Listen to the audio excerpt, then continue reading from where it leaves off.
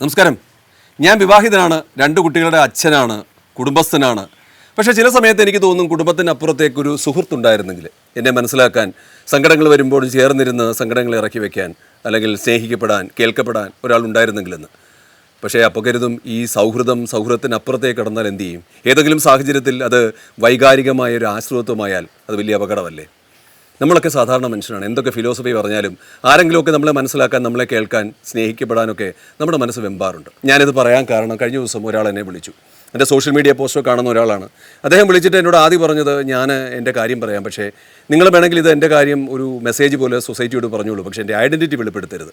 അപ്പോൾ ഞാൻ പറഞ്ഞു, എൻ്റെ ഹൃദയത്തോട് ചേർന്ന് നിന്ന് ആര് പറഞ്ഞാലും ഞാൻ എൻ്റെ ഹൃദയത്തിൻ്റെ വാതിലുകൾ അവരുടെ അഭാവത്തിൽ അടച്ചു വയ്ക്കും, ഞാൻ പറയില്ല. ആ ഉറപ്പിൽ അദ്ദേഹം മനസ്സ് തുറന്നു. അതായത് വളരെ ആഡംബരപൂർണ്ണമായ ജാതകം നോക്കി, പൊരുത്തം നോക്കി വലിയൊരു കുടുംബത്തിൽ നിന്നും ഇദ്ദേഹം കല്യാണം കഴിച്ചതാണ്. ഇദ്ദേഹം ഒരു സർക്കാർ ഉദ്യോഗസ്ഥനാണ്. കല്യാണം കഴിച്ചു കൊണ്ടുവന്നു, സാധാരണ പോലെ തന്നെ ജീവിതം ആരംഭിച്ചു. പക്ഷേ ഇന്ന് 2 കുട്ടികളുണ്ട്. പക്ഷേ ഇവരുടെ ജീവിതം പുറത്തു നോക്കുമ്പോൾ സന്തുഷ്ടമായ കുടുംബമാണ്, പക്ഷേ അകത്ത് അഗ്നിപർവ്വതം പോലെ പുകഞ്ഞുകൊണ്ടിരിക്കുന്ന ഒരു വീടാണ്. കാരണം ഇദ്ദേഹം പറയുന്നത്, ഇദ്ദേഹം അന്വേഷിച്ച് കല്യാണം കഴിച്ചത് ഒരു സുഹൃത്തിനെ പോലെ ഒരാളായിരുന്നു. തന്നെ ജോലി കഴിഞ്ഞ് മടങ്ങിയെത്തുമ്പോൾ തന്നെ മനസ്സിലാക്കുന്ന, തന്നറിയാതെ തന്നെ മനസ്സ് വായിക്കുന്ന ഒരു സുഹൃത്തിനെ പോലെ ഒരാൾ, സങ്കടങ്ങൾ ഇറക്കി വെക്കാൻ പറ്റുന്ന ഒരാൾ. പക്ഷേ ഈ സ്ത്രീ ഇതിന് നേരെ ഓപ്പോസിറ്റ് ആയിരുന്നു. പാചകം ചെയ്യും, കുട്ടികളെ നോക്കും, വീടിൻ്റെ കാര്യങ്ങളൊക്കെ നോക്കും, മറ്റു കാര്യങ്ങളെല്ലാം നോക്കും. പക്ഷേ ഇവർക്ക് ഇദ്ദേഹത്തെ മനസ്സിലാക്കാനോ ഇദ്ദേഹത്തോട് ചേർന്നിരിക്കാനോ ഒട്ടും സമയമില്ല. ഏതെങ്കിലും ഒരു സ്ത്രീയുടെ അടുത്ത് ഒന്ന് സംസാരിച്ചാൽ, ഒരു കൂട്ടുകാരിയോട് സംസാരിച്ചാൽ ഇവർക്ക് വല്ലാത്തൊരു സംശയമാണ്. ഇവരെ പരാതിപ്പെടും, അതിനുവേണ്ടി വീട്ടിൽ പ്രശ്നങ്ങളുണ്ടാവും.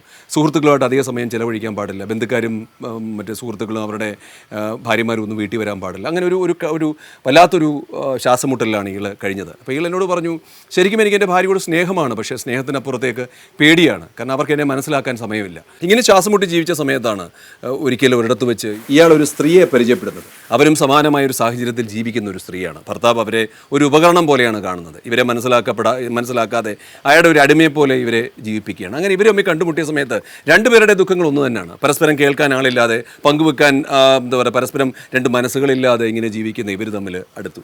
ആദ്യം ഫോൺ വിളികളായിരുന്നു, പിന്നീട് അത് കൂടിക്കാഴ്ചകളായി, പിന്നീട് അവ ശാരീരികവും മാനസികമായൊരു അടുപ്പമായി മാറി. ഇയാൾ പറഞ്ഞു, എനിക്ക് എൻ്റെ ജീവിതത്തിൽ ഞാൻ ആദ്യമായിട്ടാണ് ഇത്രയും സന്തോഷിക്കുന്നത്. കാരണം നമ്മളെ ജീവിതം പൂർണ്ണമാകുന്നത് നമ്മളെ മനസ്സിലാക്കാൻ ഒരാൾ ഉള്ളപ്പോഴാണ്. അത് അവരിൽ നിന്ന് കിട്ടി. സമൂഹത്തിന് മുമ്പിൽ ഇവർ തെറ്റാണ്, വിവാഹേതര ബന്ധമാണ്, പക്ഷേ അവരുടെ ഇടയിൽ ഒരു സ്വർഗ്ഗമാണെന്നാണ് അയാൾ പറയുന്നത്. അത് ശരിയായിരിക്കാം. കാരണം ഒരു വീട്ടിൽ 2 പേര് താമസിച്ചെന്ന് കരുതിയ ദാമ്പത്യമൊന്നും ആകത്തില്ല. ആ ദാമ്പത്യം പൂർണ്ണമാകണമെങ്കിൽ അവർ സുഹൃത്തുക്കളെ പോലെ ഇടപെടണം.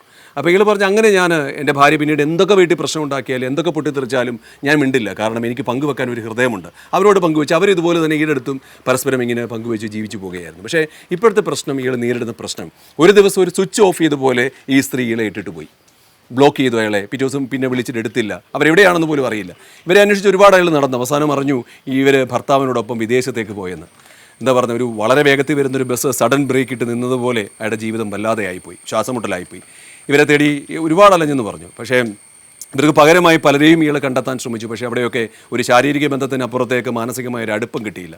കാരണം എപ്പോഴും ശാരീരിക ബന്ധം ഒരു ചെറിയൊരു കാര്യം മാത്രമാണ്. പക്ഷേ അതിനപ്പുറത്തേക്ക് മനസ്സുകൾ തമ്മിലുള്ള അടുപ്പവും ഇടയെടുപ്പവും ഒക്കെയാണ് ഒരു ബന്ധത്തെ അത്രമാത്രം തീവ്രമാക്കുന്നതും ജീവിതത്തെ കൂടുതൽ മനോഹരമാക്കുന്നതും. ഇയാൾ വല്ലാത്തൊരു മാനസികാവസ്ഥയിലായിപ്പോയി, മദ്യപാനമായി, വല്ലാത്ത പ്രശ്നത്തിൽ അയാൾ ജീവിച്ചു. അയാളുടെ മനസ്സ് പലരോടും പങ്കുവെച്ച കൂട്ടത്തിൽ സോഷ്യൽ മീഡിയയിൽ എൻ്റെ പോസ്റ്റുകൾ കണ്ട് അയാൾ എൻ്റെ അടുത്തേക്ക് വന്നതാണ്. അപ്പോൾ ഞാൻ അയാളോട് പറഞ്ഞത്, എനിക്കെന്തായാലും ഇതിന് എങ്ങനെയാണ് പരിഹാരം പറയേണ്ടതെന്ന് എനിക്കറിയില്ല. കാരണം ഞാനൊരു മനോരോഗ വിദഗ്ധനോ ഒരു മനഃശാസ്ത്രജ്ഞനൊന്നുമല്ല. ഞാൻ പറഞ്ഞു, എനിക്ക് ഈ നിങ്ങളുടെ വിവാഹേതര ബന്ധത്തെ എനിക്ക് അനുകൂലിക്കാൻ പറ്റില്ല. അതുപോലെ തന്നെ ഇതിനെ മോശമാണെന്ന് തള്ളിക്കളയാനും ഒരു വാക്കുകൊണ്ട് എനിക്ക് പറ്റില്ല.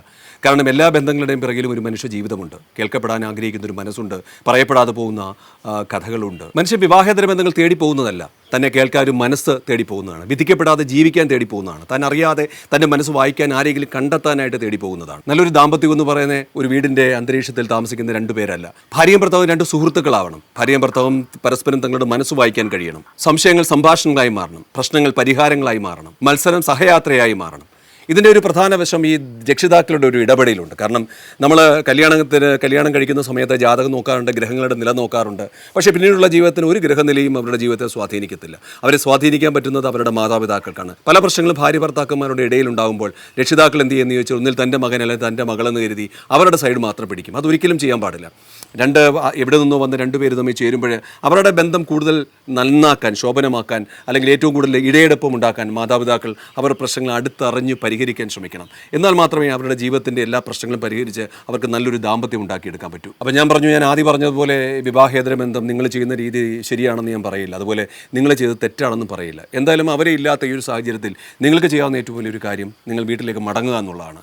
നിങ്ങളുടെ ഭാര്യയോട് കാര്യങ്ങൾ സംസാരിക്കുക. നിങ്ങൾ തമ്മിൽ അത് പൊരുത്തത്തിൽ വരാൻ പറ്റുന്നില്ലെങ്കിൽ നിങ്ങൾ എന്തെങ്കിലും ഒരു മനോരോഗ വിദഗ്ധനെയോ അല്ലെങ്കിൽ മനഃശാസ്ത്രജ്ഞനോ കണ്ട് നിങ്ങളുടെ പ്രശ്നങ്ങൾ ഒരു പേപ്പറിൽ രണ്ടുപേരും എഴുതി അത് ചേർത്ത് വെക്കാൻ അങ്ങ് തീരാവുന്ന പ്രശ്നമേ ഉള്ളൂ. അതുമില്ലെങ്കിൽ നിങ്ങൾ നിങ്ങളുടെ കുട്ടികൾക്ക് വേണ്ടി ജീവിക്കേണ്ടി വരും. ഇനിയും മറ്റൊരിടത്ത് തേടിപ്പോയാൽ അതിൻ്റെ അവസാനം ഇതുപോലെയാണെങ്കിൽ നിങ്ങളുടെ ജീവിതം തകർന്നു പോകും.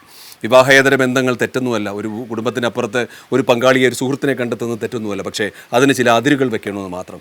അതിരുകളെന്ന് പറയുന്നത് ബന്ധം സുതാര്യമായിരിക്കണം, ഒരിക്കലും വൈകാരികമായ ആശ്രിതത്വത്തിലേക്ക് പോകരുത്. ഈ അതിരുകൾ ലംഘിക്കപ്പെടുമ്പോഴാണ് കുടുംബ ബന്ധത്തിൻ്റെ സമാധാനം പോകുന്നതും വലിയ പ്രശ്നത്തിലേക്ക് പോകുന്നതും. എല്ലാവർക്കും നല്ലത് വരട്ടെ.